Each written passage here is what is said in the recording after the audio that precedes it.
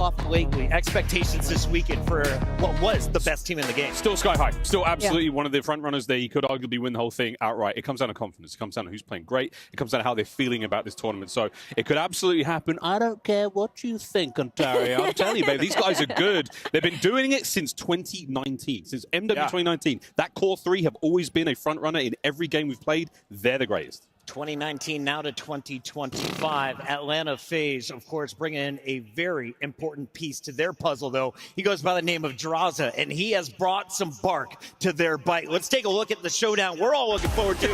It's Draza versus Scrap. This is an AR showdown that extends beyond the game. Yeah, it's been incredible to watch throughout the years. You know, they're on the two best teams in the game. They're always lighting it up. You know, Scrap, one of the best players that we have in the league in that position, just does things that no one else can do. And then Draza playing with that extra energy. He's just the jack of all trades, man. All three game modes, he's making massive impact plays. It is a battle every time they're on that stage.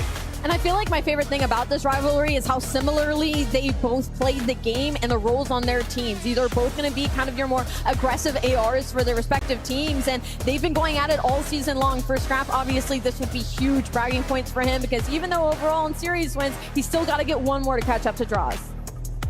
Number one seed belongs to this team, though. Despite Atlanta FaZe winning the first two trophies, it was LA Thieves in the second half of the season that rocks both W's. So Nameless, what should we know about the one squad that has finally dethroned FaZe for the top spot coming into a Champs event? Yeah, they've answered every question, Chris, right? Like they won their championship and people were like, oh, but they didn't have to go through Atlanta FaZe. Well, played them at the next tournament and they won there. I mean, the superstars, Hydra and Scrap have been unreal this season, a real case for MVP on either side of that. Then you look at Envoy and Ghosty. Ghosty, this is the best season that we've seen from him. I mean, people were asking questions like, was he going to be able to keep up in the slaying department with these guys alongside him? Last split, he was phenomenal. I think he was the tipping point to get them to that dominant status. And yes, LA Thieves are here to win, eclipsing Atlanta for that number one seed. Shades of Vanguard, man. You have this fantastic end-of-year run straight into a major champs. It's the way the Thieves got their first ring here in the CDL.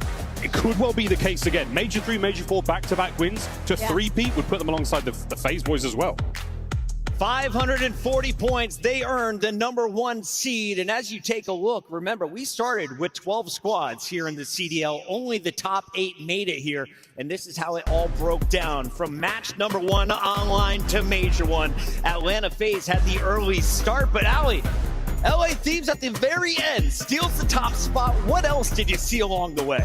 For me, it was the drop-off of Carolina Royal Ravens. That was a team in the top 3, top 4 conversation at the beginning of this season. They were undefeated, the best team in the game at Search and Destroy, and it has just been a downward spiral since then. So I'm hoping with these 3 weeks, they had a lot of work done for this Champs week. Carolina is coming in with the number 6 seed. They'll play Toronto tonight. Let's take a look at everything that is happening here in the bracket because we've got LA Thieves with that top seed taking on Boston.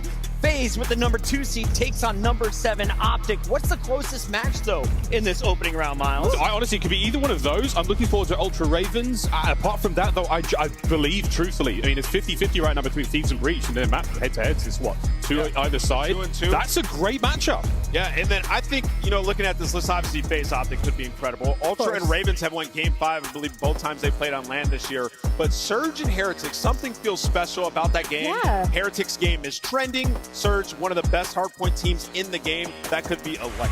We'll be breaking down that game in just a few moments. That is the opening battle here in our winners bracket. But before we get to the games, out of the 32 players that made it here to Champs, only 8 are all-stars. It's time to earn their honors and give those awards on the stage with Guy Blaze. It is, Chris, because here in the Black Ops season, we have had dominant veterans and new rising stars in the league. And now it's time to honor our all-stars. Make some noise for them, everybody. Here is your second team, rounding them out first. Make some noise from the Miami Heretics. It's Red Core. Followed up from Atlanta FaZe, it's Draza.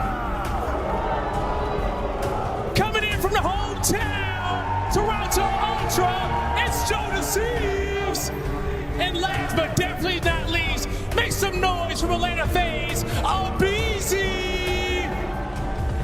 One more time, Ontario, make some noise for your second team All-Stars. That's all.